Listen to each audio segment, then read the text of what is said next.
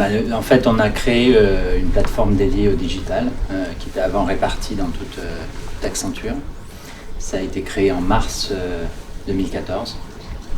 Et moi, j'ai rejoint, en fait, je suis un revenant, parce que j'ai démarré tout petit chez Arthur Andersen. J'ai fait toute l'évolution jusqu'à l'IPO aux États-Unis en 2001. Et puis je suis parti 4 ans, je m'occupais du transport et du tourisme, donc 4 ans à la SNCF pour m'occuper de TGV. Et j'avais créé voyagesncf.com comme consultant, puis moi j'en ai été président, donc je suis tombé dans le digital à la création de voyagesncf.com en 2000. Et voilà, donc je m'occupe du développement de nos activités dans le digital. Et puis j'ai aussi œuvré en fait pour le développement du digital auprès en l'occurrence des Cambodgiens, puisque j'étais à la fondation lors de mon premier passage, et avec Bernard Lemasson, qui est l'actuel président. On avait monté un dossier qui nous avait amené en fond du Mékong pour ouvrir une école informatique à Phnom Penh, destinée aux enfants les plus pauvres, donc ceux qui habitent à côté de la décharge. Après, ça s'est externalisé, c'est devenu une ONG qui s'appelle Passerelle Numérique. Et donc j'ai été 12 ans administrateur de cette ONG. Et voilà, donc j'ai à cœur, en fait, au-delà du digital pour l'entreprise, de le faire aussi, en l'occurrence là pour des enfants en grande difficulté. Et puis maintenant je suis président de Centrale Lille, donc j'ai plutôt basculé vers de l'académique en essayant d'imaginer comment l'enseignement en France doit évoluer pour s'adapter au digital. Mon métier à SOS, c'est de recruter des gens susceptibles de devenir des entrepreneurs, de les mettre en place et de leur foutre la paix pour les laisser grandir dans cette maison. Donc avec mes camarades d'ici là, on a créé une petite assoce il y a 31 ans cette fois-ci.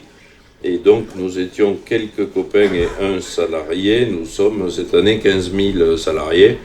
Et nous gérons tout un tas de machines, des hôpitaux, des maisons de retraite, des crèches, des entreprises de bâtiments, enfin un tas de dispositifs, dont le plus célèbre Up, qui permet effectivement de continuer à rencontrer, éventuellement recruter, mais ce n'est pas un appel, accompagner en tout cas des entrepreneurs, puisque nous gérons aussi des pépinières d'entreprises, des fonds de capital développement pour de jeunes entrepreneurs.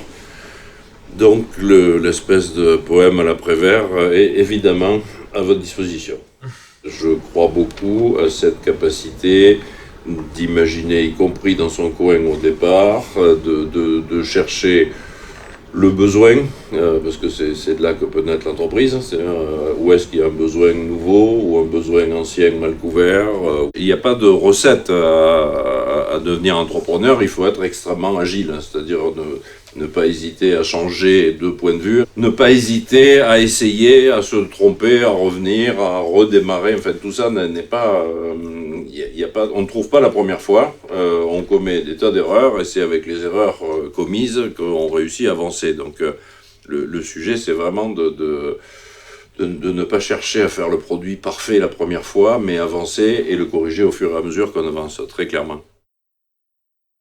Je pense que être tiré par un besoin, une difficulté, c'est extrêmement important. C'est-à-dire que pratiquement aucune entreprise qui part d'une idée réussit. Les entreprises qui réussissent, y compris les stars qui coûtent des milliards, en fait, il faut vraiment partir d'un besoin identifié, ne pas partir de la représentation que l'on se fait du problème, mais du problème lui-même, et c'est beaucoup plus compliqué qu'on ne le pense. Ça, c'est le point de départ, parce qu'en fait, il y a un besoin, quoi. Et donc, le besoin, c'est ça qui va faire grandir l'entreprise. Si le besoin est washi-washa, si finalement vous découvrez en cours de route qu'il y en a d'autres qui font différemment, mais pas si mal que ça, enfin, à chaque fois que ce besoin semblera soit pas réel, soit vous l'avez mal interprété, soit il est déjà couvert, ça va rendre difficile la croissance, je pense. Même si ce qui est petit est bien, je pense que vous ayez vocation à grandir, quoi. C'est-à-dire que soit pour des raisons financières quand c'est une start-up, soit pour des raisons pour que vraiment votre entreprise devienne une vraie aide et un vrai impact, il faut qu'elle grandisse. Et pour qu'elle grandisse, il faut qu'il y ait des mécanismes de croissance qui soient fiables. Donc je pense qu'il faut vous projeter un peu en se disant ce que je fais là, ça permet de monter un petit peu, mais à un moment donné, j'aurai des problèmes. Voilà, vous fassiez un peu la trajectoire de monter. Est-ce que vous resterez tout le temps? Est-ce qu'à un moment donné, vous aurez des partenaires? Enfin, comment vous allez avoir une stratégie de croissance? Moi, j'estime profondément qu'il ne faut pas chercher à avoir une organisation qui serait idéale, mais plutôt une organisation qui passe son temps à se réorganiser.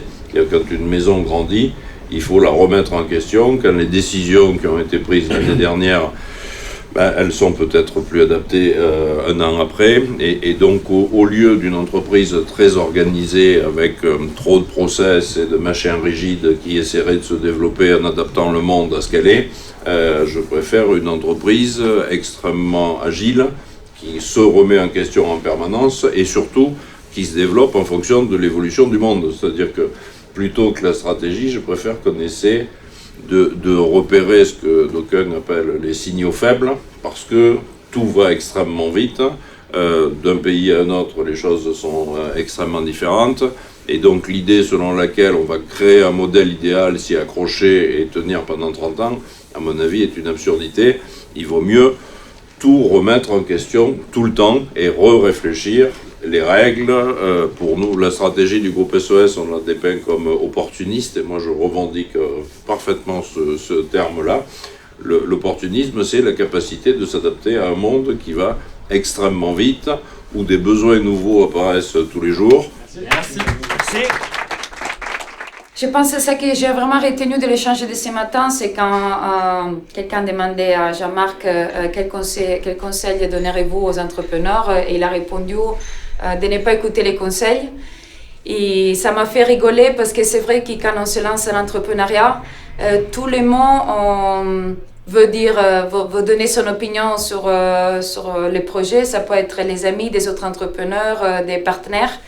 Et c'est vraiment difficile des fois de filtrer et de faire la différence entre des opinions constructives et des opinions qui peuvent un peu être plutôt démoralisatrices. Moi j'échange beaucoup avec de jeunes entrepreneurs hein, qui sont à peu près qui vivent la même chose que nous et qui traversent les mêmes étapes que nous. Et là c'était vraiment agréable d'avoir la vision de quelqu'un qui a entrepris et qui connaît les écueils, qui connaît les difficultés, mais qui sait aussi quels sont les leviers qu'il faut actionner pour pouvoir réussir. C'est assez rassurant de voir qu'ils sont tous commencés à un moment donné. Ils sont allés très loin, donc qui croient en nous, qui nous soutiennent, c'est aussi extrêmement important.